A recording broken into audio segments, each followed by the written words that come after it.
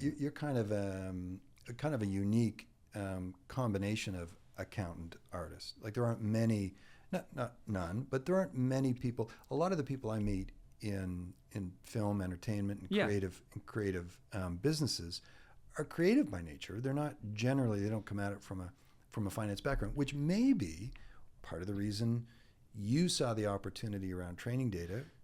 Not that you saw it first, but when you did see it, you saw it as something real, whereas others might have seen it as hocus pocus at best, or at worst, they might have seen it as a threat because it comes from the land of artificial intelligence, and the artificial intelligence land is the threat to my future. Well, before I could have ever imagined that, one thing I did do, and it's what I'm saying, is believe in your IP. Yeah.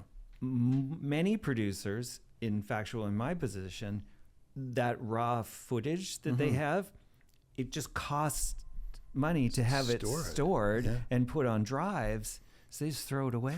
They don't keep it. Right. And they might look at it and say, well, it's just a bunch of footage of cars going by. It's just a bunch of footage, unedited footage. It's a cost. It's a cost. It's just the camera was rolling during lunch. Right. Yeah. So the accounting standards don't value it. The bank didn't value it. They didn't value it. Right. They threw it away. So it's ironic because what the training models want more than anything is just real life happening in front of the camera, not actually produced programming, because that's artificially edited, it's colored, it's different, it's their hair looks different. It's clips. And I'll tell you where you know this. If you are on YouTube or see a commercial, you can get a sense of, even within like a 30-second piece, oh, this has been made from stock footage, together, versus something that's been filmed that has a vibe. It has a continuity. Well, the machine looks for that too. The machine wants the vibe.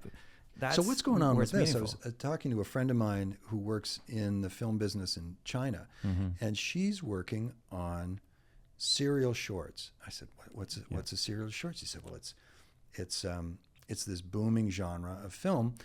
She said they're like soap operas in 3-minute shorts and 60 episodes. They're like these 60 episode series. I thought, well, that sounds really interesting. It's kind of like TikTok in a series, I guess. That's incredible. It's consumable. It's the way our brains are wired. But what was also interesting was that she said, we're shooting. We're going to shoot three seasons this weekend. Yeah. I said, what do you mean? Three seasons? That's 3 seasons, 60 episodes. I can do the math. That's 180 episodes of film, even if it's a short. There's got to be a beginning and a middle and an end, and there's got to be a script. Yeah. I said, it must not be very high quality. She said, oh, it's not. And that's part of the charm. Yeah. Part of the charm is that it's not finished, it's not polished, the acting's not good, it's a single shot camera, the sound quality isn't good, there's no makeup. Yeah. It's just this almost, it feels like home video. Yeah. Yeah. This is an incredible, innovative, groundbreaking 300-year-old idea. Okay, so what is it about that genre that makes it consumable and interesting to the audience? It works that way. Remember, so we're in the age of story wars. The currency in story wars is the attention. You're vying for people's attention. That's the thing of story wars. Oh, okay. In the age of story wars, you're vying to win attention.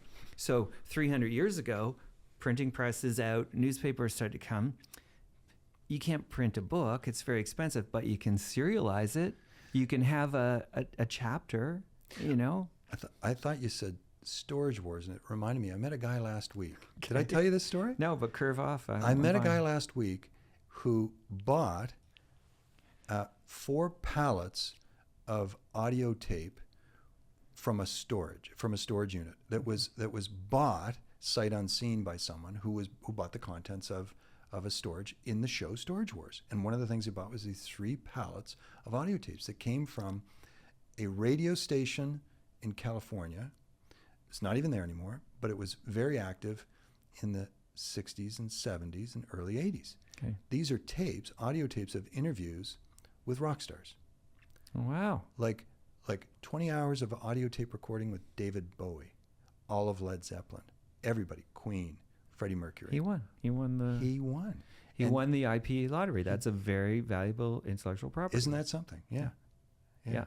So this new generation of content creation with artificial intelligence at the same time is finding value in pallets of content that were found inside a storage unit